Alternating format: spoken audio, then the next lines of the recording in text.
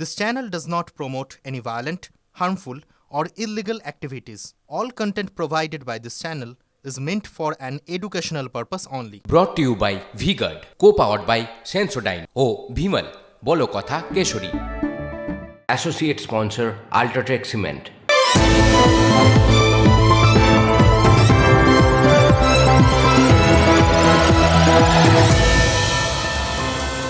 এই শহর জানে আমার প্রথম সব কিছু। একদম সত্যি কথা, এর থেকে সত্যি কথা সত্যি আর কিচ্ছু হয় না। এই শহরটা সত্যি সত্যি আমার সব কিছু জানে, আমার জানে, আপনার জানে।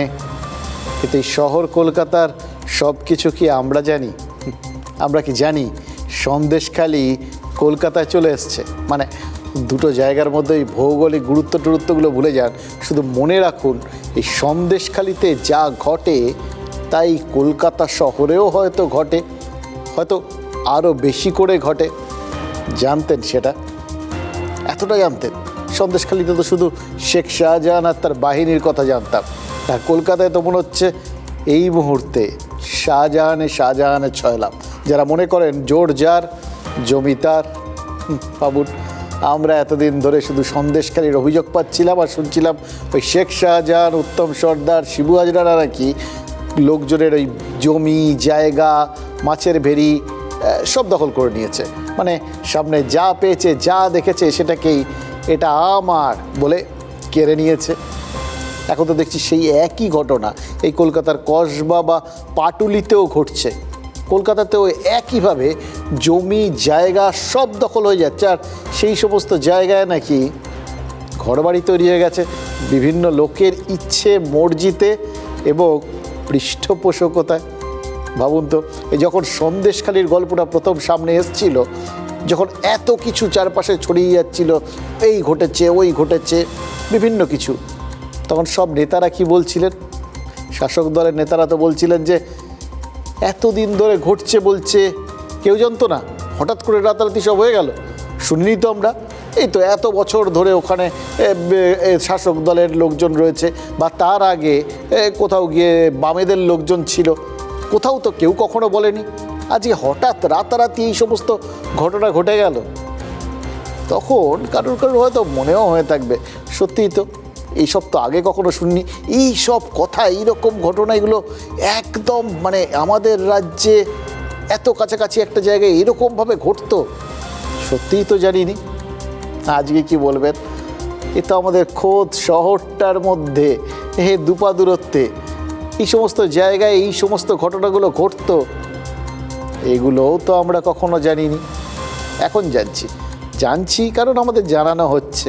হ্যাঁ, ওখানে বিরোধীরা জানিয়েছিলেন, বিরোধী প্রতিবাদী যেভাবে দেখবেন সন্দেশখালীর লোকজনকে, আর এখানে শাসক দল জানাচ্ছে। এটা নি, ওইটা ইনভার্টার এসি। আপনি তো গ্যাম্বলার, তাই না? গ্যামলার? জুয়া খেলেন না? তুমি জুয়া খেলো? না, যা খুশি বলে যাচ্ছে। এত দামি আর ডেলিকেট এসি কিনে স্টেবিলাইজার যদি না নেন, সেটা জুয়া নয় তো কি মজাই? শুধু একটা ফ্লাকচুয়েশন আপনার ইনভার্টার এসির পার্টস ড্যামেজ করতে পারে, তাকে V-Guard দিয়ে সুরক্ষিত রাখুন। V-Guard, India's #1 stabilizer. মানে শাসক এবং বিরোধী দু দলের জানানোর মধ্যেই যখন একই সুর ধরা পড়ে, তখন তো আমাদের এটা বুঝতে কোনো অসুবিধা হয় না। আমরা জানি চাই না জানি আমরা এই কোথায় রয়েছি। দেখুন, কলকাতা পুরসভার 110 নম্বর ওয়ার্ড, যেটা ওই পাটুলির মধ্যে পড়ে, সেই 110 নম্বরের ওয়ার্ডের কাউন্সিলর স্বরাজ মণ্ডল, তিনি তৃণমূলেরই কাউন্সিলর, এটাও স্পেসিফাই করে দিলাম আর কি। সেই স্বরাজ মণ্ডল তিনি অভিযোগ করেছেন তাকে নাকি বেধড়ক মারধর করা হয়েছে। ভাবছেন তো, মারধর করার কথা যখন শাসক দলের কোনো কাউন্সিলর বলছেন, তাহলে নিশ্চয়ই এবার বিরোধীদের নামটাও আসবে। যাদের নাম এসছে তারা তাদেরই লোক, মানে শাসক দলেরই লোক। যাদবপুরের বিধায়ক দেবব্রত মজুমদার এবং 12 নম্বর বড়োর চেয়ারম্যান তারকেশ্বর চক্রবর্তীর অনুগামীরা, এরাই নাকি মানে শাসক দলের এই সমস্ত লোকজনই নাকি শাসক দলের এই কাউন্সিলরকে মারধর করেছেন।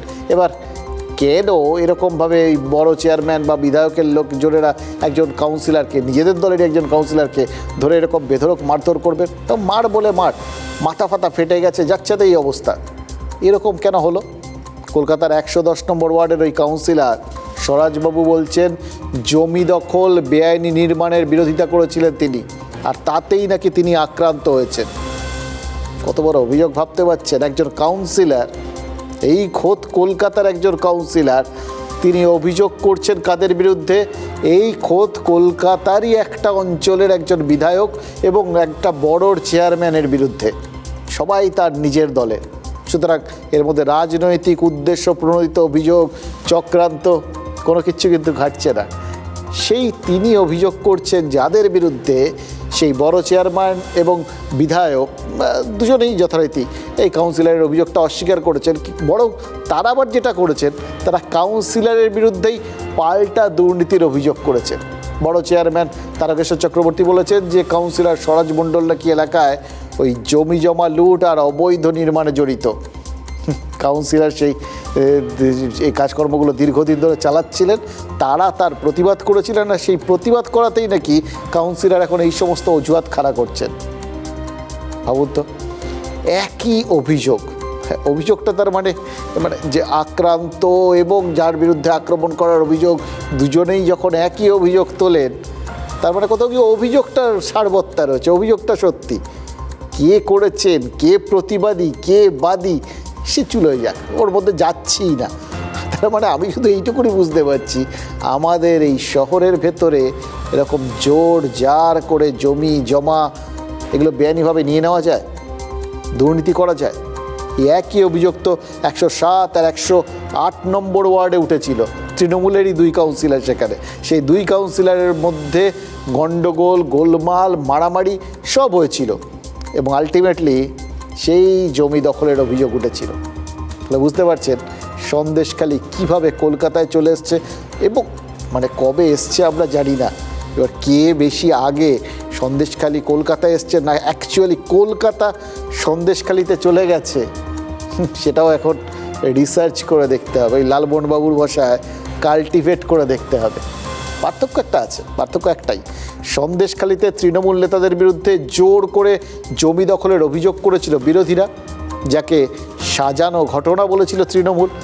আর কসবা অথবা পাটুলিতে জোর করে জমি দখলের অভিযোগ করছেন শাসক দলেরই লোকজন, তৃণমূলের কাউন্সিলর, তৃণমূলের বড় চেয়ারম্যান, সব হোমড়া চোমড়া মানুষজন। কাজে এটাকে আর সাজানো ঘটনা বলে তো এড়িয়ে যাওয়ার কোনো উপায় নেই, বা বিরোধীদের ষড়যন্ত্র বলে ভাবারও কোনো উপায় নেই। তাহলে এটা কীভাবে দেখব বলুন তো? 4 জুন লোকসভা ভোটের রেজাল্ট বেরোয়। সবুজ ঝড় শাসকের ঝুলিতে 29টা আসন, সঙ্গে একের পর এক পুরসভায় পিছিয়ে থাকার হিসেবটাও তো সামনে চলে আসে। 9 জুন কলকাতা পুরসভার 107 নম্বর ওয়ার্ডে তুমুল অশান্তি হয়। 2 কাউন্সিলরের ঝামেলা, বোমা, গুলি, মারধরের অভিযোগ ওঠে। 18 জুন কলকাতা পুরসভারই 110 নম্বর ওয়ার্ডে অশান্তি, ফেলে মারধর করা হয় কাউন্সিলরকে। পুরো এলাকার ভোট দখলে থাবা বসিয়েছে বিজেপি। তাতেই কি শাসকের দলীয় দখলদারিটা তুঙ্গে?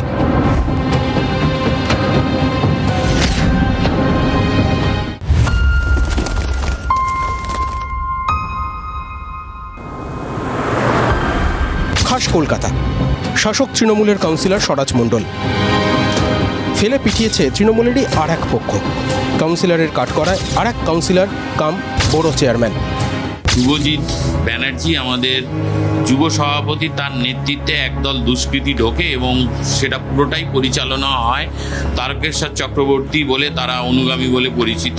এইসব করি না। জীবনে সিপিএম, বিজেপি, কংগ্রেস তারা কোনোদিনও বলতে পারবে না যে তারকেশ্বর চক্রবর্তী তাদের গায়ে একটা আঁচড় দিয়েছে। বিরোধী দল আর নিজের দল তো আমার নিজের দল। পাটুলি উপনগরীতে কিছু বেআইনি নির্মাণ হচ্ছিল, যেগুলো আটকে দেওয়াতেই ওনার যত রোষ, সেটা তাদের উপার্জনের জায়গা ছিল, যেটা আমি আইনত বন্ধ করে দিয়েছি বেআইনি নির্মাণ। সেটার জন্যই আমাকে এই রোষে পড়তে হলো। কেএমডি এর লিজ হোল্ড প্রপার্টি কোনোদিনও হস্তান্তর হয় না without permission of the KMD. সেই হস্তান্তর করে তাকে সেখানে 3 তলা 4 তলা বাড়ি, এটা আমি বাধা দিয়েছি, না এটা হবে। স্বরাজ ভার্সেস তারকেশ্বর, দ্বন্দ্বের মাঝেও ঐক্য কিন্তু অটুট। দুজনের অভিযোগেরই এক সুর। দুজনেই বলছেন এলাকায় জমি লুট করে অবৈধ কারবার চলছে। 107 নম্বরের ঝামেলাতেও সুরটা কিন্তু একই ছিল। আসলে দল করবার আগে কাউন্সিলর হয়ে গেছে, আগে কাউন্সিলর হয়েছে পরে দল করেছে, আগে স্কোয়ার ফুট চিনেছে পরে দলকে চিনেছে। গত 2 সপ্তাহে 107, 108, 110 এই 3টি ওয়ার্ডে অশান্তি হয়েছে। 3টে ওয়ার্ডের অশান্তিতেই তৃণমূলের গোষ্ঠীদ্বন্দ্ব প্রকাশ্যে এসেছে। ভোটের রেজাল্টে এই 3 ওয়ার্ডেই কিন্তু পিছিয়ে রয়েছে তৃণমূল। ঝামেলাটা শুধু কাউন্সিলর বনাম কাউন্সিলরই কি থেমে থাকছে? বিধায়করাও তো জড়িয়ে পড়ছেন। পাটুলি মেলার মাঠের পার্টি অফিসে 6 দিন বসার কথা কাউন্সিলরের, 1 দিন বসার কথা বিধায়ক দেবব্রত মজুমদারের। পার্টি অফিসের চেয়ারে বসতে গিয়েছিলেন কাউন্সিলর। অভিযোগ, বিধায়কের চেয়ারে কাউন্সিলরের বসা নিয়েই বচসা শুরু। যেটাই ঘটেছে তার অনভিজ্ঞতা, আমি আবার বলবো, আমরা দলীয়গতভাবে দেখব বিষয়টা। দখল, চেয়ার হোক বা জমি, দখলের এক্সপ্রেসটা তো ছুটছেই। সন্দেশখালি টু পাটুলি। 27 বিঘে জমি আমাদের, পুরো 27 বিঘে কাওড়া দলিল করে নিয়েছে। তোমাকে বারণ করে দিচ্ছি, তুমি জানো একদম জমিতে যাবে না। আমরা ফেরত চাই। আমরা গরিব মানুষ, আমরা না কাজ করলে আমাদের চলে না।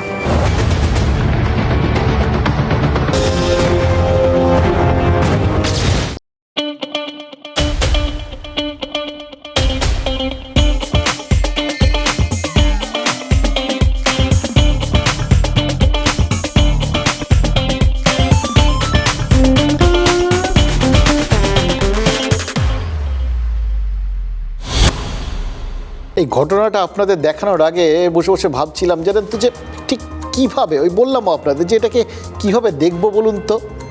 ঘটনাটা দেখতে দেখতে মনে হচ্ছিল এটাকে একটা কথাতেই ব্যাখ্যা করা যায়, ঝাঁপির থেকে সাপ বেরোনো।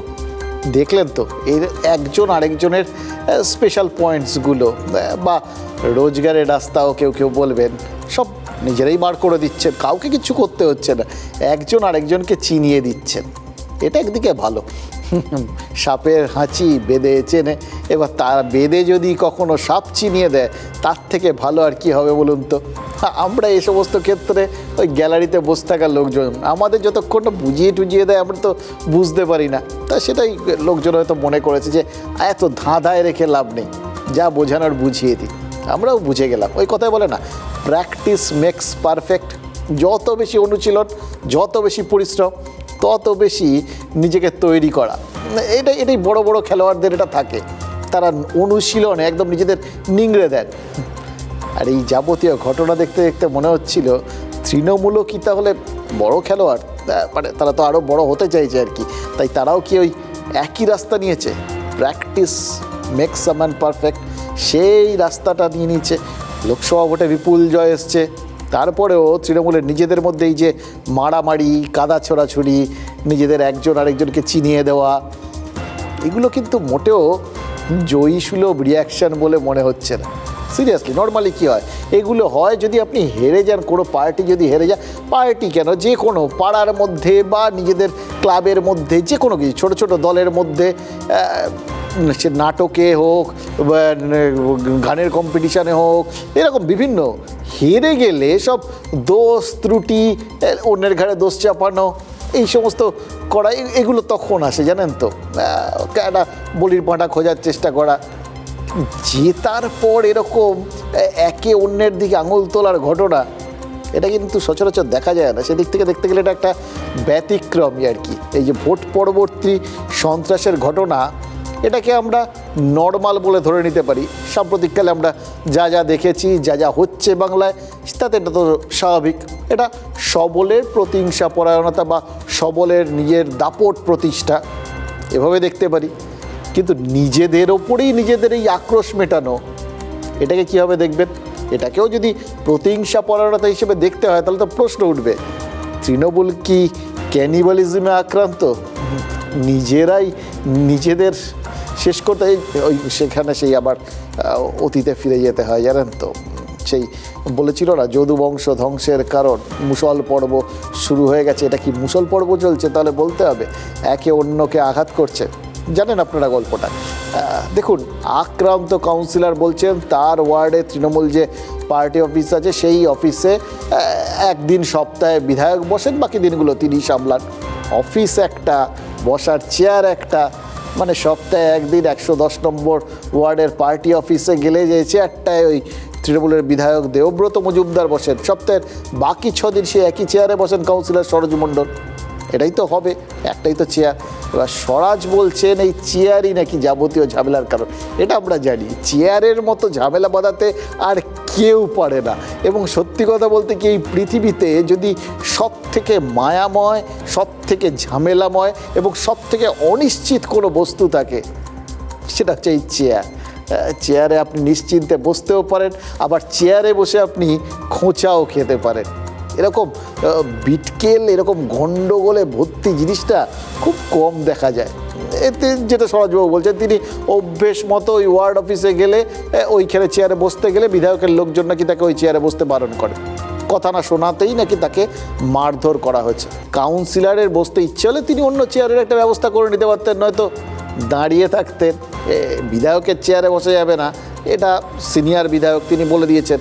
হয় তিনি মানতেন, অথবা তিনি মানবেন না। না মানলে কি হবে তার বোধহয় জানা উচিত ছিল, জানেননি। তাই এবার কাউন্সিলর কথা না শোনায় বিধায়কের লোকজন কাউন্সিলরকে পিটিয়ে দিয়েছেন।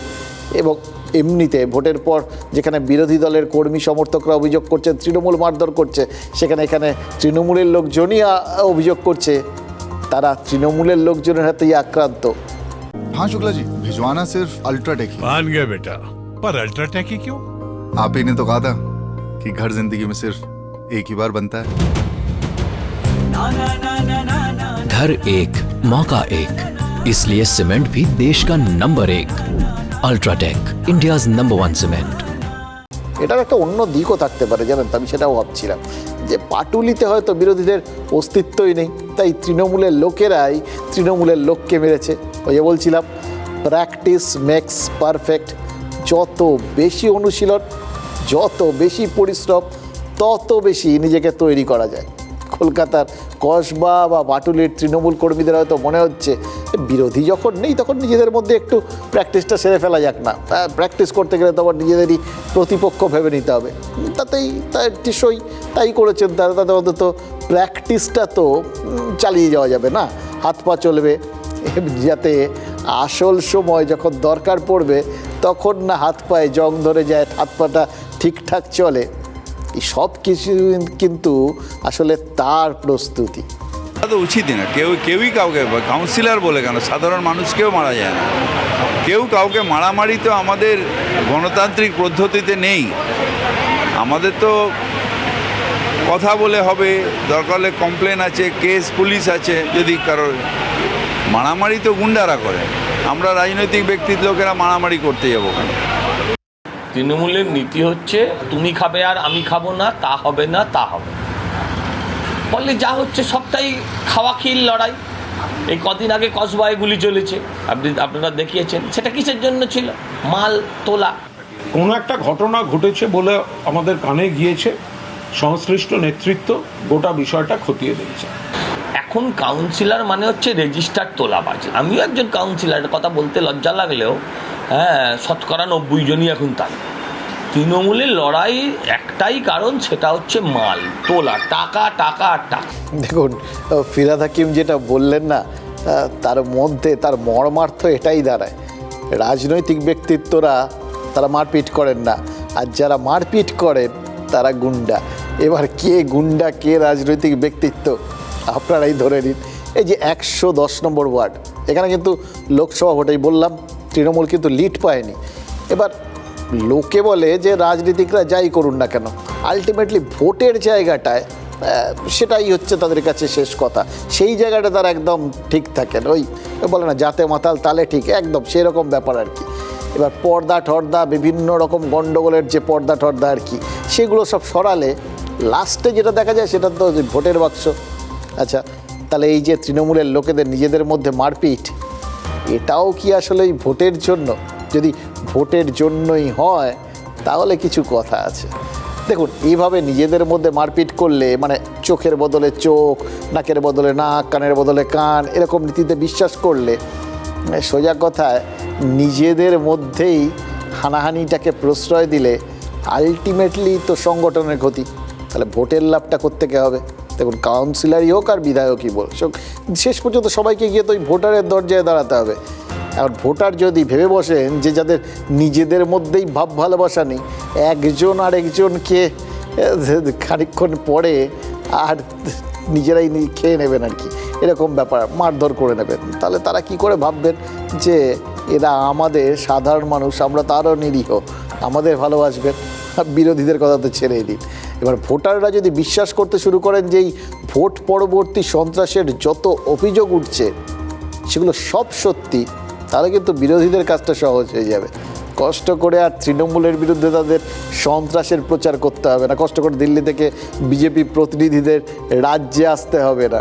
হ্যাঁ, তারা রাজ্যে এসে কথাবার্তা শুনতে গেলে তো আবার তাদের নিজেদের সংগঠন সম্পর্কেই কোথাও গিয়ে উল্টো কথা শুনতে হবে, তাতে আবার তাদের ঝাঁপির থেকে বেড়াল বা যাই বলুন না কেন এই ক্ষেত্রে সে সমস্ত কিছু বেরিয়ে পড়ার জোগাড় হবে না। মানে বিরোধীদের কথা একটু ভাবা উচিত আর কি। এইসবগুলো না করলে সব নিজেরাও ঠিক থাকে, বিরোধীরাও ঠিক থাকে। সংগঠনের এই রকম যখন জায়গা না, যে জায়গাটায় নিজেদের ভালোটাও বোঝে না, বলে নিজের বুঝ পাগলেও বোঝে, এরা পাগল নন, এটা পরিষ্কার আর কি। এবার সেক্ষেত্রে যদি এই রকম সবাই পাগল না হওয়া সত্ত্বেও সংগঠনটার এরকম দশা থাকে যেখানে নিজেদের ভালোও বুঝছেন না, বিরোধীদের ভালোও বুঝছেন না, তাহলে তাকে ছন্ন ছাড়া বলা যায়, জানেন তো। সংগঠনের এই ছন্ন ছাড়া দশার কথা বুঝেছেন বলেই কি ওই সৌগত রায়ের মতো অভিজ্ঞ নেতা তিনি সত্যি কথাটা বলে ফেলেছেন। এই ভোটের ফলাফল বিশ্লেষণ করে দমদমের সাংসদ কি বলেছেন জানেন? বলেছেন লক্ষ্মীর ভাণ্ডারটা ছিল বলেই নাকি এই যাত্রা তৃণমূল পার পেয়ে গেছে। ওই লক্ষ্মীর ভাণ্ডারের থেকে যারা টাকা পেয়েছিলেন সেই মহিলারাই নাকি ভোট বাক্সে তৃণমূলের রক্ষাকর্ত্রী হিসেবে হাজির হয়েছিলেন। আচ্ছা, এই মহিলারা মানে যারা ওই কোথাও গিয়ে লক্ষ্মীর ভাণ্ডারের টাকা পেয়েছেন তারাই তৃণমূলের রক্ষাকর্ত্রী, তাহলে তৃণমূল নেত্রী কি?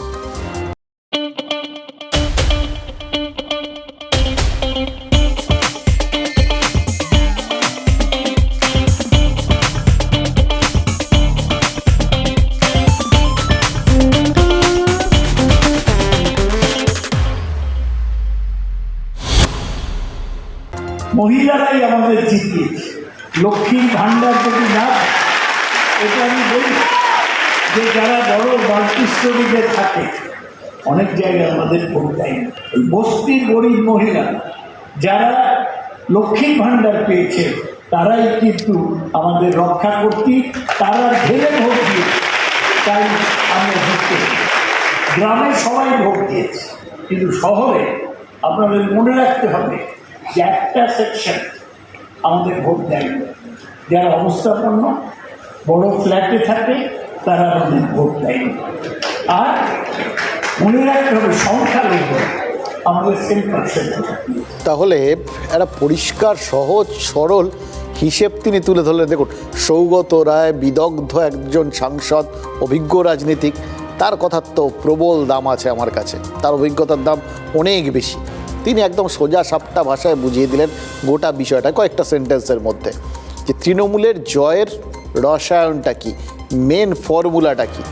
ভেরি সিম্পল, একদম 100%, মানে যত সংখ্যালঘু ভোট আছে পুরোটা পেয়েছেন, তার সাথে গ্রামে থাকা মহিলাদের বা বস্তিতে থাকা মহিলাদের যারা ওই লক্ষ্মীর ভাণ্ডার পেয়েছেন তাদের ভোট পেয়েছেন, কিন্তু শহরের ভোট পাননি, বা শহরের বিত্তশালী যে মানুষজন যারা লক্ষ্মীর ভাণ্ডারের দরকার নেই আর কি, তাদের ভোট পাননি। মানে পরিষ্কার করে দিলেন যে লক্ষ্মীর ভাণ্ডারটাই আসল।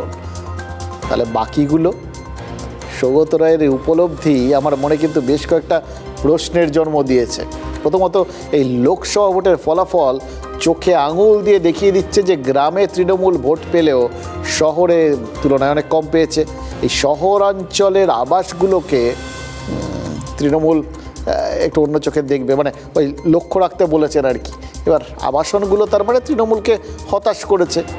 গ্রাম দিয়ে শহর ঘিরতে পেরেছে বলে এই লোকসভায় 29 জন সাংসদ পাঠাতে পেরেছে এবার তৃণমূল। কিন্তু 2026-এ কী হবে? সৌগত রায় সেই হিন্টসটাও নিজেই দিয়ে দিয়েছেন, ইঙ্গিত দিয়ে দিয়েছেন, বলেছেন 26-এ লড়াই কঠিন হবে। এখানেই আমার দ্বিতীয় প্রশ্ন।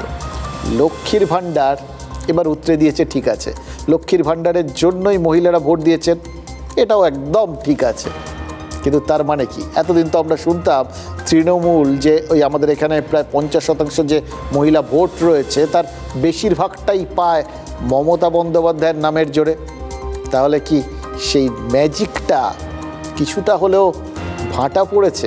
মানে সেটা সৌগত রায়ের মতো প্রবীণ তৃণমূল নেতারা উপলব্ধি করতে পারছেন? দেখুন, উনি যেটা বললেন আমি কিন্তু তার ভিত্তিতেই আপনাদের সামনে প্রশ্নটা তুলে ধরছি। একই অস্ত্র, এটাও তো ঘটনা, একই অস্ত্র যদি বারবার ব্যবহার করেন সেটা তো এনি ডে ভোঁতা হতে বাধ্য। সেখানে মমতা বন্দ্যোপাধ্যায় নামক অস্ত্র তো তৃণমূল আজন্মকাল যেদিন থেকে তৈরি হয়েছে তারপর থেকে ব্যবহার করে আসছে, বারবার ব্যবহার করে আসছে, এবং প্রত্যেকটা ভোটে আলটিমেটলি মমতা বন্দ্যোপাধ্যায়কে বলতে হয় যে প্রত্যেকটা আসনে আমার মুখ দেখে ভোট দেবেন, মনে রাখবেন আমি সেখানে প্রার্থী। এর থেকে বড় প্রয়োগ বারবার একইভাবে আর কিছু আছে বলুন তো? এবার অস্বীকার করার তো উপায় নেই। এখন পর্যন্ত এই অস্ত্র প্রয়োগ করে তৃণমূল কিন্তু চূড়ান্ত সফল।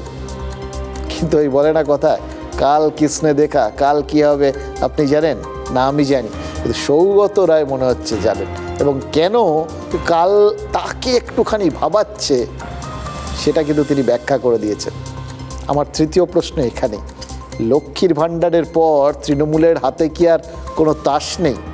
আর কোনো সামাজিক বা উন্নয়নমূলক প্রকল্প নেই? নাহলে এই 26-এ গিয়ে লড়াইটা কঠিন হবে কেন? তৃণমূলের কি মনে হচ্ছে যে পেতে পেতে এই লক্ষ্মীর ভাণ্ডারটা মহিলাদের গা সওয়া হয়ে যাবে? 2026-এর ভোটের আগে লক্ষ্মীর ভাণ্ডার এতটাই অভ্যাসে পরিণত হয়ে যাবে যে তার কোনো বাড়তি অ্যাপিল বা আকর্ষণ থাকবে না, তার মধ্যে কোনো স্পেশালিটি নেই। পেতে পেতে যে কোনো জিনিসই মানুষের অভ্যেসে পরিণত হয়, এবং সবথেকে বড় কথা কি জানেন, একটা অধিকার বোধ তৈরি হয়ে যায়। লোকে ব্যাখ্যা করে নেয় এটা তো আমারই পাওয়ার কথা, আরে আমাদের করের টাকাই তো আমাদের দিচ্ছে, মানে ওটার ওপর তার অধিকার বোধ তৈরি হয়ে গেল। ওটা কেউ দিচ্ছে না কিন্তু তখন আর ভাববে না ও দিচ্ছে, তখন ভাববে এটা তো আমার জিনিস। বা নতুনত্ব যদি কিছু না থাকে তাহলে তার আকর্ষণ কি করে থাকবে? 2026-এ মহিলারা তো লক্ষ্মীর ভাণ্ডার থেকে বাড়তি কিছু চাইতেই পারেন, তাই না? এবার বাড়তি মানে কি?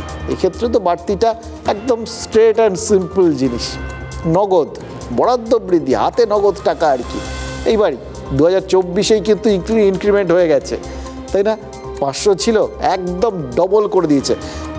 টাকার অঙ্ক নিয়ে ভাববেন না, এই যে পার্সেন্টেজটা, এই যে একদম ডবল, এই শব্দটা, সরকার আমাদের টাকা ডাবল করে দিয়েছে, তৃণমূল আমাদের টাকা ডাবল করে দিয়েছে, এটাই মনের মধ্যে অনুরণিত হতে থাকে, আর সেই অনুরণনেই ভোটের বাক্সে তার প্রভাব পড়ে যায়। বুঝতে পারছেন তো? এবার সেই হিসেব যদি করেন তাহলে মাঝখানে তো 2 বছর রয়েছে, 2 ইনক্রিমেন্ট পাও না, 2025, 2026। এবার 2 বছরের হিসেব ধরলে 2 ইনক্রিমেন্টে কত দিতে হবে বলুন তো? এখানেই তো আসল চ্যালেঞ্জের জায়গাটা তৈরি হচ্ছে। বিজেপি শেষ বেলায় ব্যাপারটা ধরেছিল, ফলে লোকসভা ভোটের প্রচারে তারা ঘোষণা করেছিল যে তারা জিতলে অন্নপূর্ণা ভাণ্ডার চালু করবে, এবং সেই প্রকল্পে মহিলাদের মাসে 3,500 টাকা করে দেবে। কিন্তু সেই প্রচারটা তারা মানুষের মধ্যে ঢোকাতে পারেনি, তার কারণ এবারের ভোটটাই প্রমাণ করেছে যা তৃণমূল বলেছে তার পাল্টা প্রচার করে লোককে নিজেদের বক্তব্যটা বোঝাতে বিজেপি ব্যর্থ হয়েছে। এক্ষেত্রেও তাই, মানুষজনই হাতে গরম যে 500টা ডবল 1000 হয়ে গেছে সেটাকে ধরেছে, কোথাও গিয়ে 3,500 টাকা পেতে পারে এটাকে খুব একটা গুরুত্ব দেয়নি তারা। কিন্তু 2026-এ তার মধ্যে তো এখনও 2 বছর দেরি আছে, তার মধ্যে যদি লাগাতার প্রচারে বিজেপি কোথাও গিয়ে অন্নপূর্ণা ভাণ্ডারের টোপটাকে মানুষের সামনে ঝুলিয়ে দিতে পারে, সেক্ষেত্রে তো তৃণমূলকে ওই লক্ষ্মীর ভাণ্ডারে 3,500-এর বেশি দিতে হবে। সেটা বুঝেছেন বলেই কি পরের ভোটে সৌগত রায়ের মনে হচ্ছে যে লক্ষ্মীর ভাণ্ডার এতটা কার্যকরী হবে? তো মানে চলছে বলে এখন লক্ষ্মীর ভাণ্ডার 55, না চললে তো তখন সেটা 5। শিরশিরানি থেকে দ্রুত আরাম পান সেন্সোডাইন র্যাপিড রিলিফের সাথে। সৌগত রায় অনেকদিন বাদে একটা সত্যি কথা বলেছে, সৌগত রায় অনেকদিন বাদে সত্যি কথা বলেছে। কিন্তু আপনি ভাবুন কোন মানুষ 1000 টাকার বিনিময়ে বা 500 টাকার বিনিময়ে ভোট দিতে বাধ্য হয়েছে, যার কাছে ওই 1000 টাকা বা 500 টাকাটাই জীবনের অমূল্য সম্পদ। ওই 500 বা 1000 টাকাটা কাদের কাছে অমূল্য সম্পদ? তারা শিক্ষিত বেকার বসে আছে, আজকে তারাই বাধ্য হয়েছে, ব্ল্যাকমেইলড হয়েছে এই ভাতার কাছে ভোট দিয়ে। এটা তার ব্যক্তিগত একটা অ্যানালিসিস, মানে সৌগত বাবুর ব্যক্তিগত একটা অ্যানালিসিস। এটা অনেকটা তিনি ভোট আলোচনা করতে গিয়ে, অ্যানালিসিস করতে গিয়ে, বিশ্লেষণ করতে গিয়ে হয়তো এই কথা বলেছেন, কিন্তু এটা দলের অ্যানালিসিস এটা নয় যে শুধু গরিব মহিলারাই ভোট দিয়েছেন, উচ্চবর্গের বা আবাসন কিংবা উচ্চ মধ্যবিত্ত যারা তারা ভোট দেয়নি, এরকম আমরা মনে করি না। কি করে এই কথাটা সমর্থন করবেন জয়প্রকাশ বাবু? তার কারণ সৌগত রায় যেটা বলেছেন তার মধ্যে দিয়ে তিনি তো মারাত্মক একটা মেরুকরণ করে দিয়ে বসে আছেন। সে মেরুকরণ যে শুধু ধর্মের ভিত্তিতে মেরুকরণ এরকম তো নয়, বা সংখ্যাগুরু সংখ্যালঘু মেরুকরণ এরকমও নয়, তার বাইরেও তিনি কিন্তু ওই শহর আর গ্রামের মেরুকরণ করেছেন।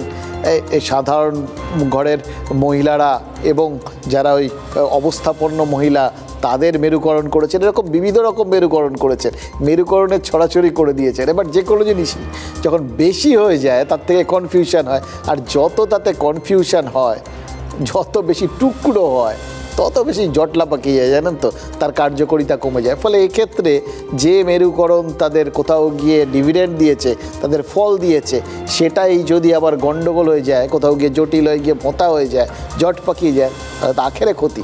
এই জন্যই জয়প্রকাশবাবু সৌগত রায়ের ফর্মুলাটা কিছুতেই মানতে রাজি নন। কিন্তু মুশকিল হচ্ছে সৌগত রায় কিন্তু প্র্যাকটিক্যালি বলেছেন। আমি আবার আপনাদের পরিষ্কার করে বুঝিয়ে দিই। দেখুন, উনি যেটা বলেছেন সেটাই বোঝার চেষ্টা করছি, যে এই লক্ষ্মীর ভাণ্ডারের টাকা সদ্য 500 থেকে বাড়িয়ে 1000 টাকা করেছে সরকার। তপশিলি জাতি উপজাতিদের জন্য অঙ্কটা কত? 1200 টাকা করে। এবার এর জন্য সরকারের বরাদ্দ বেড়েছে, মানে খরচ বেড়েছে কতটা? 12,000 কোটি টাকা। 2021-এর সেপ্টেম্বর থেকে 2023-এর আগস্ট, এই সময় লক্ষ্মীর ভাণ্ডার দিতে রাজ্যের খরচ হয়েছে মোট 22,000 কোটি টাকার বেশি। তার মানে বছরে মোটামুটি 11,000 কোটি টাকা। এবার তার সাথে 12,000 কোটি টাকা অতিরিক্ত বরাদ্দ ধরলে হয় 23,000 কোটি টাকা। এবার রাজ্য যদি আগামী 2 বছরে বরাদ্দ আরও বাড়ায়, তাহলে কোষাগারের ওপর চাপটা কোথায় গিয়ে দাঁড়াবে ভাবতে পারছেন? কিন্তু প্রশ্ন তো দুটো। এক, তৃণমূলের সিঙ্গেল ইঞ্জিন সরকার কতদিন এই ক্ষয়রাতির খরচ টানতে পারবে? আর দ্বিতীয়, বিজেপি অন্নপূর্ণা ভাণ্ডারে এই যে 3,500, 3,000 এরকম বিভিন্ন টাকা তারা বলছেন, এর নিচে বলছেন না আর কি, এই টাকাটা দেওয়ার কথা ঘোষণা করে বসে আছে। সত্যিই যদি ক্ষমতায় আসে তাহলে এই টাকাটা তারাই বা দেবে কী করে? কারণ ওই কোষাগার তো তখন তাদের হবে, শূন্য কোষাগার পাবে। ঠিক যেরকম তৃণমূল ক্ষমতায় আসার পর থেকে বামেদের দিকে দেখে আসছে যে ওরা সব শূন্য কোষাগার দিয়ে বসে আছে, এত ধার আমাদের ওপর চাপিয়ে দিয়েছে। বিজেপিরও তো সেই একই হাল হবে। তাহলে তারা কিভাবে বলছে এরকম এত বেশি টাকা দেবে? हाँ शुक्ला जी, भिजवाना सिर्फ अल्ट्राटेक ही। मान गए बेटा, पर अल्ट्राटेक ही क्यों? आप ही ने तो कहा था कि घर जिंदगी में सिर्फ एक ही बार बनता है। घर एक मौका एक, इसलिए सीमेंट भी देश का number 1। UltraTech, India's number 1 cement. এক্ষেত্রে কিন্তু বিজেপির ক্ষেত্রে একটা সুবিধে আছে, বেশ কিছু অঙ্ক কষেই তারা গোটা বিষয়টা বলেছেন, এটা বুঝতে পারছি। কীরকম, ধরুন সংখ্যালঘু ভোট বিজেপি পায় না, তাই ও খাতে যেটুকুনি না করলেই নয়, তার বেশি খরচ নিশ্চয়ই করবে না। এই ইমাম মুয়াজ্জেম এই সমস্ত ভাতা ঠাতা নিয়ে তাদের বিভিন্ন রকম বক্তব্য থাকতে পারে, সেখান থেকে তারা বিভিন্ন খরচ কমাতে পারে, কারণ ওখানে বিজেপির হারানোর কিছু নেই। আর তৃণমূলের পাওয়ারও ওখান থেকে কিন্তু, মানে যে তারা বেঁকে বসে ক্ষুব্ধ হয়ে তৃণমূলের দিকে চলে যাবেন, গিয়ে তৃণমূলের লাভ হয়ে যাবে, এরকমও আর বাড়তি হওয়ার কিছু নেই। কারণ যা হওয়ার তো পুরোটা হয়ে গেছে। প্রায় 95% সংখ্যালঘু ভোট তো এবারই তৃণমূলের বাক্সে পড়েছে, আর কোত্থেকে গিয়ে পড়বে? এর বেশি তো আর হয় না। এছাড়া যে কটা কেন্দ্রীয় প্রকল্পের একটা কপি এই রাজ্যেও চলে আর কি, যার জন্য রাজ্য সরকারকে টাকা নিজেদের দিতে হয়, সেগুলো বিজেপি নিশ্চিতভাবেই তুলে দেবে। যেমন প্রধানমন্ত্রী গরিব কল্যাণ অন্ন যোজনা, সেটা থাকবে, কিন্তু খাদ্যসাথী থাকবে না। আয়ুষ্মান ভারত চালু হবে, স্বাস্থ্যসাথী থাকবে না। প্রধানমন্ত্রী আবাস যোজনা থাকবে, বাংলা আবাস যোজনা থাকবে না। 100 দিনের কাজের মজুরি, ওই সেই যেটা ডায়মন্ড হারবার থেকে ডায়মন্ড মডেল অভিষেক বন্দ্যোপাধ্যায় নিজে দেওয়া শুরু করেছিলেন, তারপর এখন রাজ্য সরকার দিচ্ছে, সেগুলো তাদের আর দিতে হবে না। মানে এগুলো সবই রাজ্য সরকারের খরচ বাঁচবে, কারণ এগুলো সবই তখন কেন্দ্রীয় সরকার দেবে। এতে বেশ অনেকগুলো হাজার কোটি টাকা রাজ্য বাজেট থেকে বাঁচানো যাবে বলে বিজেপি আশা করছে, এবং সেই অঙ্কেই তারা কিন্তু এই বাড়তি টাকাটা লক্ষ্মীর ভাণ্ডারে দেওয়ার কথা ঘোষণা করেছে। তো লক্ষ্মীর ভাণ্ডারটা অন্নপূর্ণা ভাণ্ডার। এবার তারপর বাংলায় জমি পোক্ত করতে ধরুন পুঁজি স্রোত বাংলার দিকে ঘুরিয়ে দেওয়ার একটা উদ্যোগ মোদী সরকার নিতেই পারে। আর এখানেই তৃণমূল কিন্তু ভবিষ্যৎ নিয়ে আশঙ্কা করছে। দেখুন, সংখ্যালঘু ভোট আর বাড়ার জায়গা নেই, ওরা একদম স্যাচুরেশন পয়েন্টে পৌঁছে গেছে। লক্ষ্মীর ভাণ্ডারের বরাদ্দ সেটা বাড়ানোরও একটা সীমা রয়েছে। এবার সেটা বাড়াতে গেলে যত বাড়াতে হবে তত অন্য দিকে চাপ পড়ে যাবে। বিজেপি যদি সত্যিই 3,000 টাকা 3,500 টাকা এই প্রতিশ্রুতি দিয়ে বসে, তাহলে তার সঙ্গে কিন্তু পাল্লা দেওয়া কঠিন, কারণ হাতে নগদ ওই অত বেশি টাকা দিতে গেলে তাদের সময়ে তো তাদের ওই বাকিগুলো তো তাদের রয়েছে, যেগুলো রাজ্য সরকারের ওপর বাড়তি বোঝা, এই স্বাস্থ্যসাথী বলুন, আবাসের টাকা দেওয়া বলুন, 100 দিনের টাকা বলুন, সব রয়েছে। এবার সেইগুলো দিতে গিয়ে আবার যদি বাড়তি টাকা লক্ষ্মীর ভাণ্ডারে দিতে হয়, তাহলে তো পুরো অর্থনীতিটাই ধসে পড়তে পারে। লক্ষ্মীর ভাণ্ডার আর মেরুকরণের এই যে ব্যালেন্স, এইটার কোথাও গিয়ে তাহলে ভারসাম্যটা নষ্ট হয়ে যেতে পারে, এটা ভেবেই কিন্তু তৃণমূল জিতেও চিন্তিত। আর সেই জন্যেই দলের মধ্যে গোলমালগুলো হয়তো, আর যখন চিন্তাটা থাকে না, সেটা দলের সর্বস্তরে ছড়িয়ে পড়ে, তো যত ছড়িয়ে পড়ে ততই দলের ভেতরে শৃঙ্খলা নামক যে বস্তুটা, যেটা দলটাকে শক্তপোক্ত করে বেঁধে রাখে, সেটা একটু নড়বড়ে আলগা হতে থাকে। আর তার ফাঁক দিয়ে এই গণ্ডগোলগুলো বড় আকার নেয়, চারপাশে যেরকম একটার পর একটা এরকম গণ্ডগোলগুলো বেরিয়ে আসছে, তাতে কিন্তু ভালো ইঙ্গিত কিছু দিচ্ছে না। মানে ইশারায় যদি কিছু আন্দাজ করা যায়, তাহলে বলতে হবে যে ওই কাঞ্চনজঙ্ঘা এক্সপ্রেসের দুর্ঘটনার পর থেকে কারোর ইশারাই তো ভালো লাগছে না। ইশারা জিনিসটা বড় গোলমেলে হয়ে গেছে। রেলের ইশারা, সেটাও তো ভালো না, তাই না? তাই ভালোই কয়েকটা কথা আমরা বলেই ফেলি। কেন্দ্র আর রাজ্যের ইশারাগুলো আমাদের কোন জায়গায় নিয়ে যেতে চলেছে, সেটা বলতে গেলে আজ আরও কয়েকটা কথা বলতে হবে, যে কথাগুলো ঠিক ধরেছে, না বললেই নয়।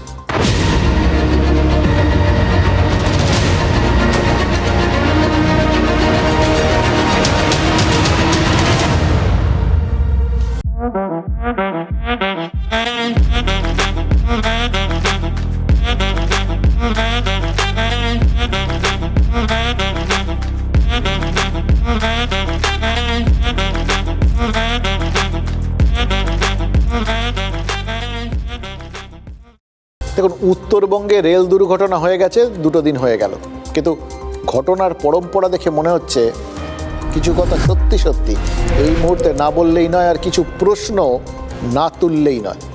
কথা আছে না, বাঘে ছুলে 18 ঘা, পুলিশে ছুলে 36 ঘা।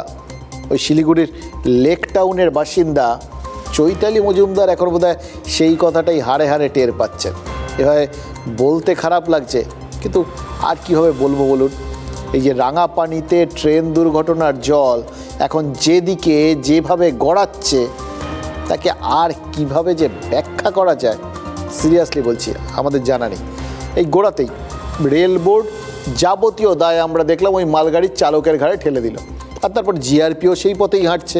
আমরা কিন্তু এখনও জানি না কার কি দায়, কতখানি দায়, এক্স্যাক্টলি কোন কারণের জন্য এই দুর্ঘটনাটা ঘটেছে। অথচ এর মধ্যেই দুর্ঘটনার দায় কারুর ওপর চাপিয়ে দেওয়া হয়েছে, আর সেই চাপিয়ে দেওয়ার যাবতীয় ধাক্কা এসে পড়েছে এক নাজেহাল যাত্রীর ঘাড়ে।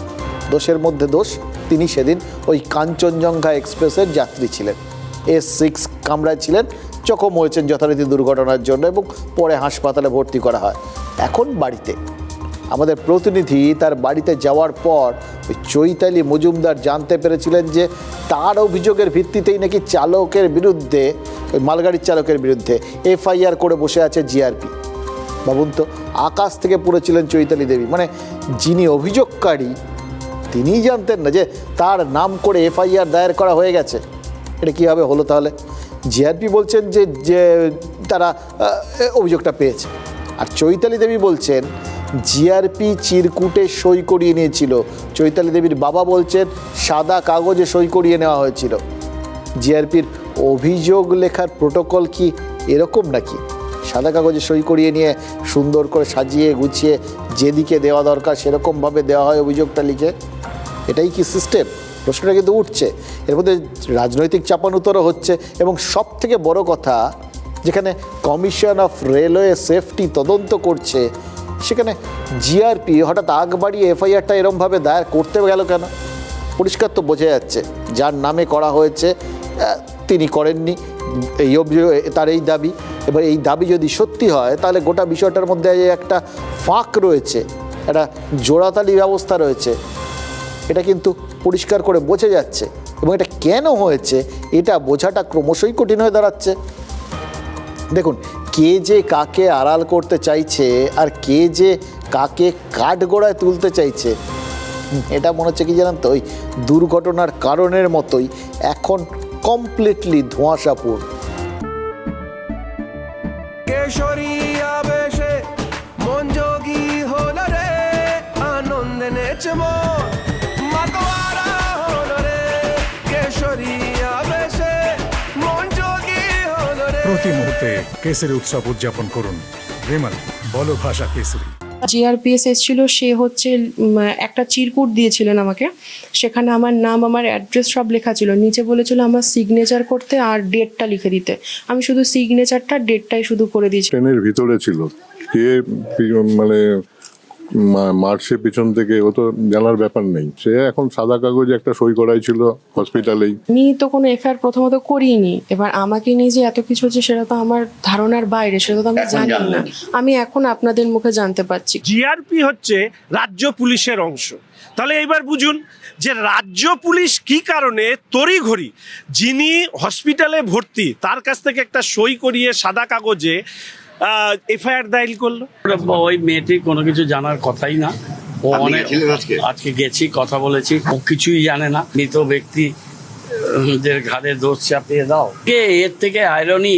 তদন্তটা পুরোপুরি একটা আই ওয়াশিং ছাড়া কিছুই না।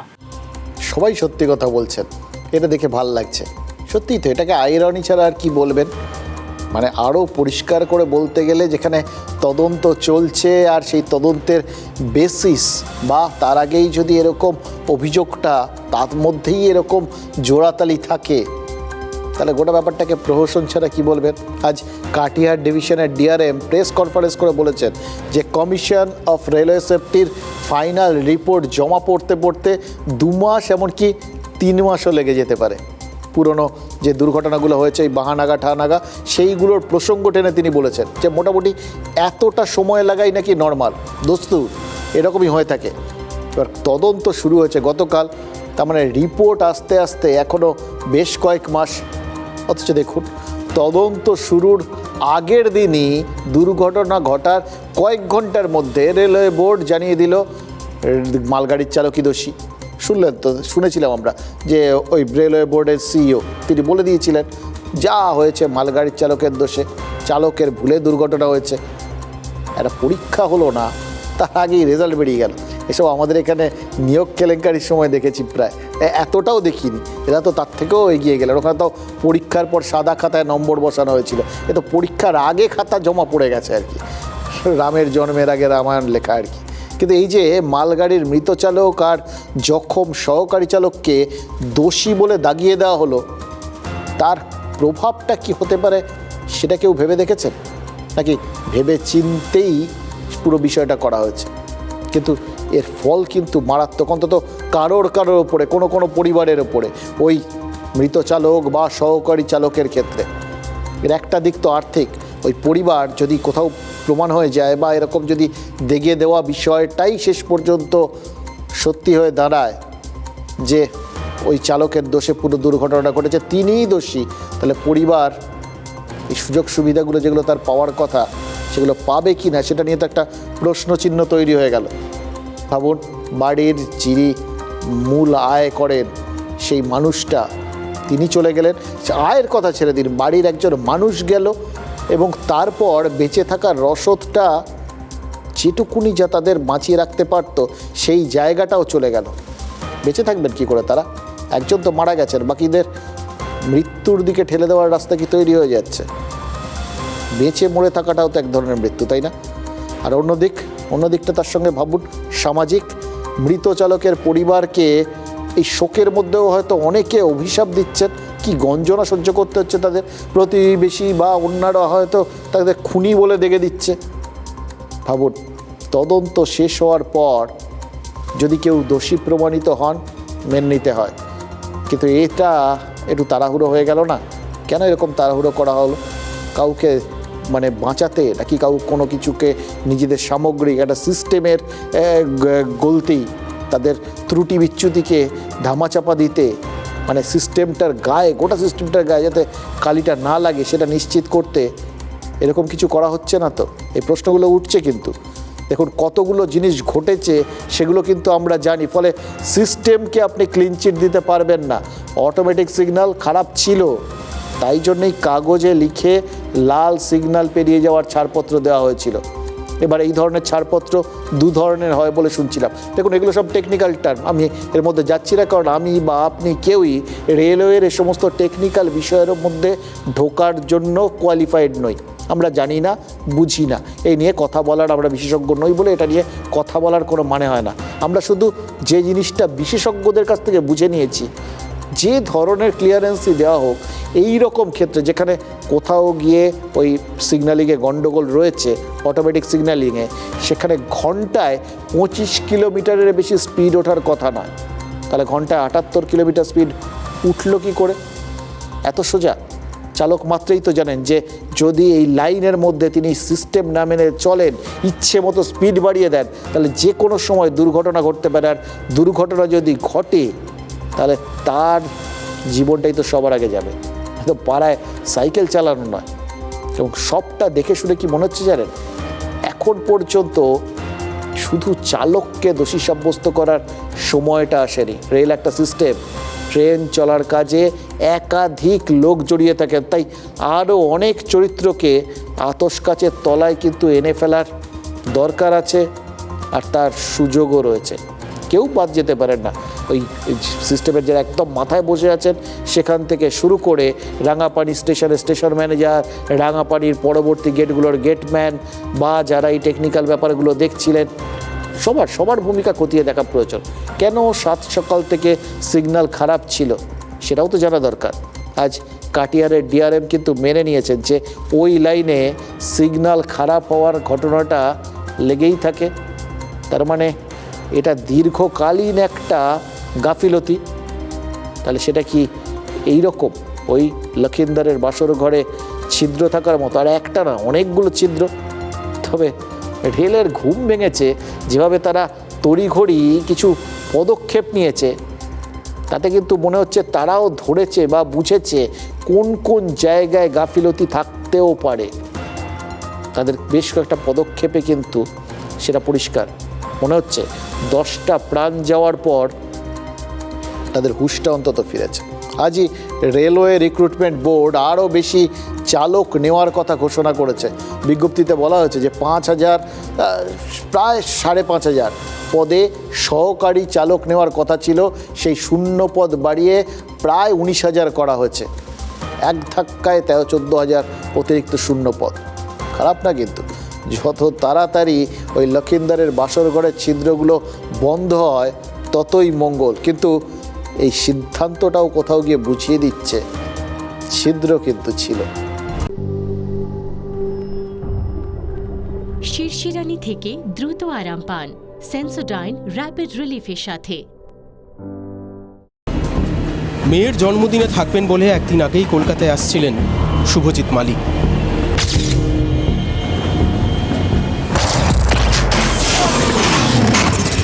শুভজিৎ ফিরেছেন নিথর।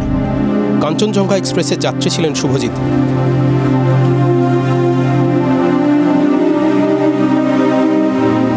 শুভজিতের মতোই মা বাবার সঙ্গে ট্রেনে সফর করছিল 6 বছরের ছোট্ট মেয়েটা। অসহ্য যন্ত্রণা সইতে না পেরে মঙ্গলবারই মৃত্যুর কাছে আত্মসমর্পণ করেছে ছোট্ট প্রাণ। মারাত্মক জখম হয়েছে তার মা বাবাও। অ্যাম্বুলেন্সে করে মা বাবাকে পাঠানো হয় একরত্তির সৎকারে।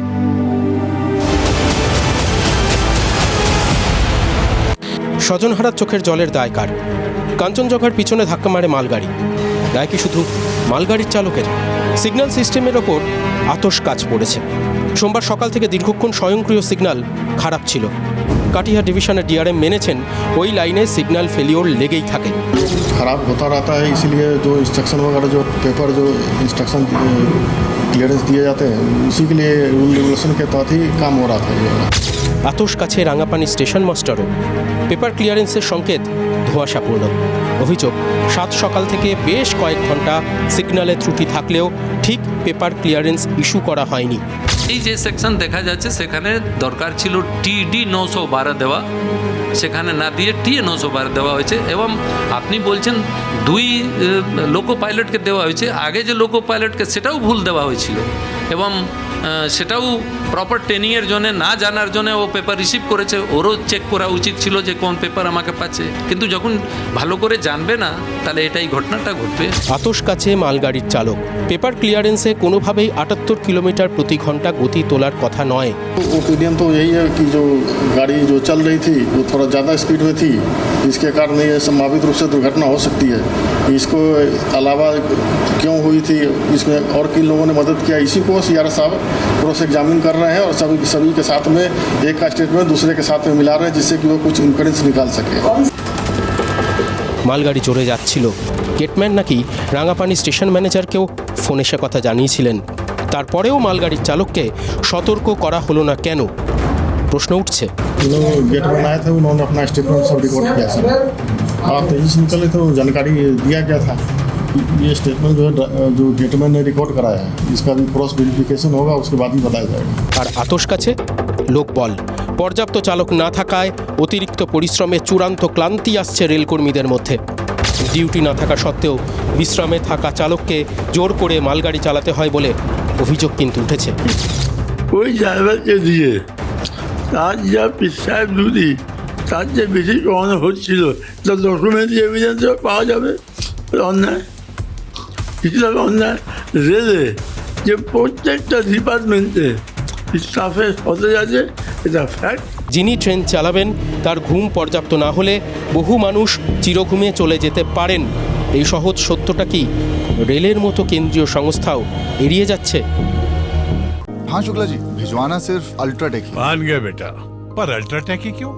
आप ही ने तो कहा था कि घर जिंदगी में सिर्फ एक ही बार बनता है। घर एक मौका एक, इसलिए सीमेंट भी देश का number 1। UltraTech, India's number 1 cement. এই সব কিছুর মধ্যে না একটা জিনিসই কনস্ট্যান্ট, রাজনীতি। আসলে এরা যে হাওয়া বইলেও কেন হাওয়া বইছে তার জন্য রাজনীতি, না বইলে কেন বইছে না তার জন্য রাজনীতি, বৃষ্টি আসছে বা বৃষ্টি আসছে না সব কিছুতে রাজনীতি। মানে হাঁচতে কাশতে রাজনীতি করাটা না অনেক দিন ধরে আমাদের মজ্জাগত হয়ে গেছে। মাঝে মাঝে কি মনে হয় জানেন তো, মনে হয় আমরা আগে বদলে গেছি বলে এরকম রাজনীতির অংশ হয়েছি, নাকি এরকম রাজনীতি করতে করতে এরকম রাজনীতি পেতে পেতে আমরাই বদলে গেছি। কোনটা আগে আর কোনটা পরে সব গুলিয়ে গেছে, ওই ডিম আগে না মুরগি আগের মতো। এই যে জলদাপাড়ার হলং বন বাংলো, এরকম একটা সুন্দর বাংলো যার সঙ্গে অনেক লোকের অনেক মুগ্ধতা অনেক স্মৃতি জড়িত, সেইটা আগুনে পুরো ছাই হয়ে গেল।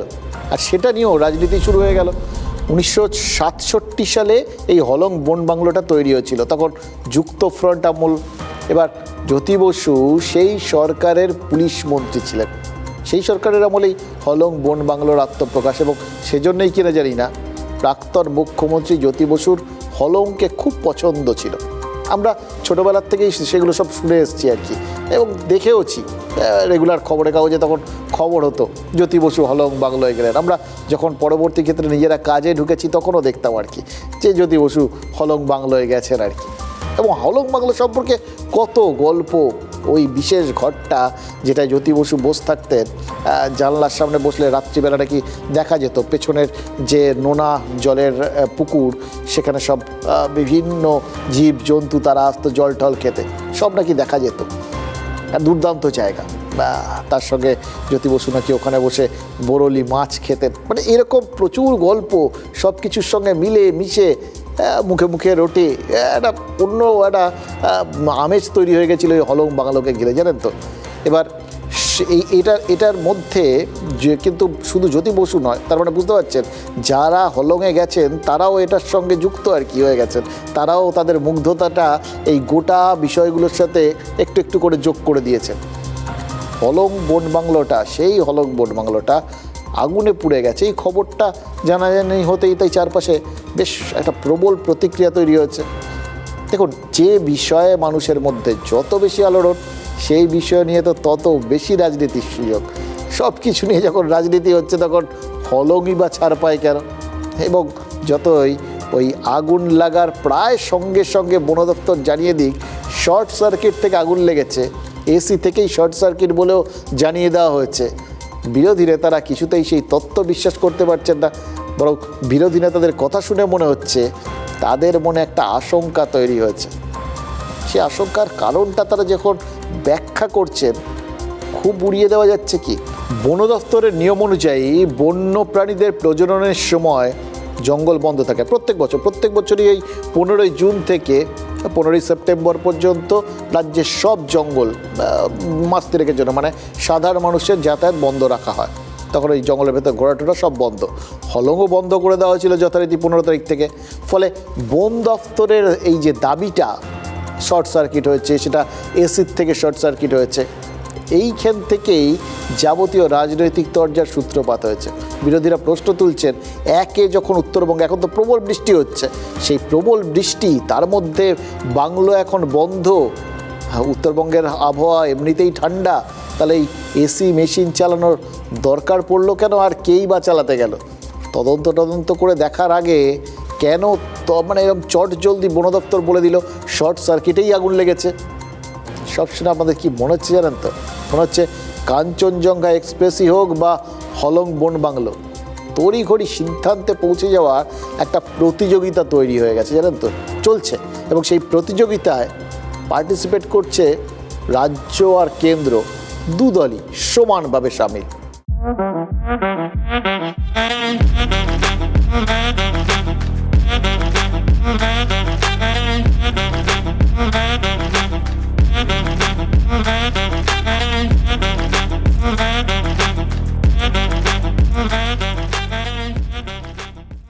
যেখানে উত্তরবঙ্গে বাদারিহাটে ধারাবাহিকভাবে বৃষ্টি হচ্ছে এবং সব কাঠের তৈরি ছিল সে বন বাংলোটি, কী করে সেখানে আগুনটা লাগলো এবং কি করে শর্ট সার্কিট হলো এবং কি করে এসি ব্লাস্ট হলো। যেহেতু 15 জুন থেকে ফরেস্টে ঢোকা নিষেধ, সেখানে কোনো প্রজেক্ট করা যাচ্ছে না, সেখানে এসি চালু কি করে থাকলো? এটা ষড়যন্ত্র হতে পারে যে না, এটাকে পুড়িয়ে যাতে এইখানে কোনো যারা বেসরকারি সংস্থা আছে তাদের হাতে তুলে দেওয়ার জন্য একটা চক্রান্ত হতে পারে। একটা দুর্ঘটনা ঘটেছে এবং সেইখানে দাঁড়িয়ে এই ধরনের অভিযোগ, তাহলে মনোজ টিক্কাকে জিজ্ঞেস করা হয় তাহলে রেল দুর্ঘটনাগুলো ঘটানো হচ্ছে কেন? বেসরকারি হাতে তুলে দেওয়ার জন্য। উত্তরবঙ্গের পর্যটনের মুকুট হচ্ছে হলং বাংলো। সেই হলং বাংলো যখন এইভাবে পুড়ে ছাই হয়ে যায়, তখন এটা মনে হয় যে রাজ্যের সরকার তার কি দায় এড়াতে পারে? একসময় জ্যোতিবাবু মাঝে মাঝে এই হলং বাংলোতে গিয়ে থাকতেন, ছুটি কাটাতেন, তো এখন সেই বাংলো হঠাৎ করে পুড়ে গেল কেন? পেছনে কি আছে, কি রহস্য আছে? তদন্ত হওয়া উচিত। এসবের পিছনেও কোনো অন্য গভীর কিছু কাণ্ড লুকিয়ে আছে। গোটা নর্থ বেঙ্গলের সমগ্র এলাকা ধরে যেভাবে কার্যত ট্যুরিজম সেইটা একটা দাপটের জায়গা হচ্ছে আস্তে আস্তে, তার অংশ হিসেবে কিছু হলো না তো? ওরা কাউকে বিক্রি টিক্রি করবে মনে হয়, হর্ষ নেওয়াটাকে দিবে মনে হয়, ওই জন্য। শিরশিরানি থেকে দ্রুত আরাম পান সেন্সোডাইন র্যাপিড রিলিফের সাথে। দেখলেন তো, বৃষ্টির মধ্যে অগ্নিকাণ্ড, তাতে একটা বাংলো পুড়ে ছাই হয়ে যাওয়া, আর তার থেকে ফাঁকা বাংলো এসি চালানোর ফলে শর্ট সার্কিটের থিওরি, আর বেসরকারি উদ্যোগে সেখান থেকে রিসর্ট বানানোর পরিকল্পনা। তার সঙ্গে রাঙাপানির ঘটনাকে জুড়ে দিয়ে বন দফতরের চক্রান্তের তত্ত্ব, কোথাও রাজ্যের চক্রান্ত, কোথাও কেন্দ্রের চক্রান্ত। কোথাকার জল কোথায় গড়িয়ে গেল দেখলেন?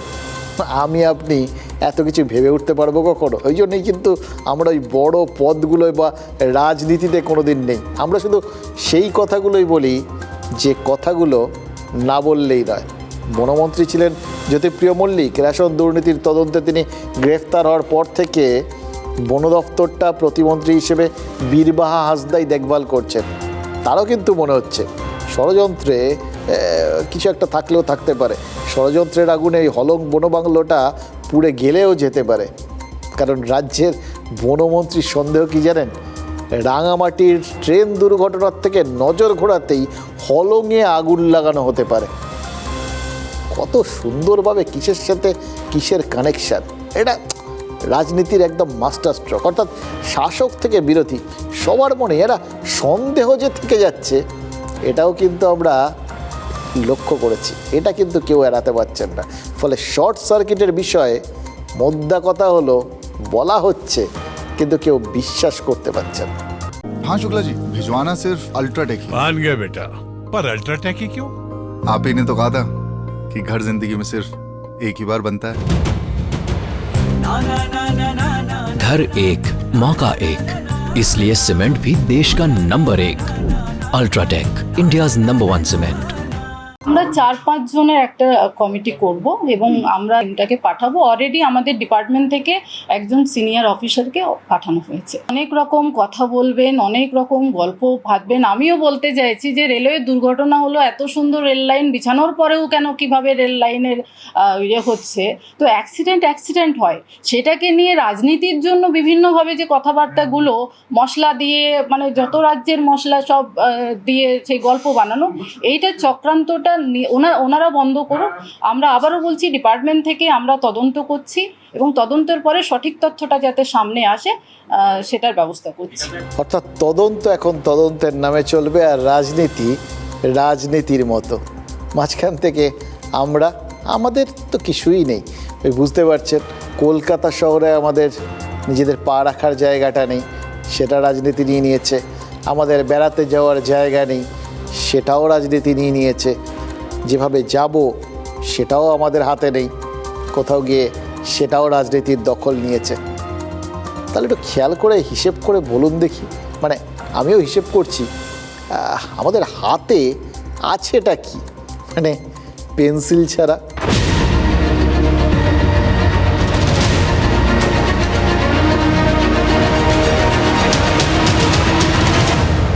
brought to you by V-Guard, co-powered by Sensodyne O Bhimal, বলো কথা Keshari. Associate sponsor Ultratech Cement.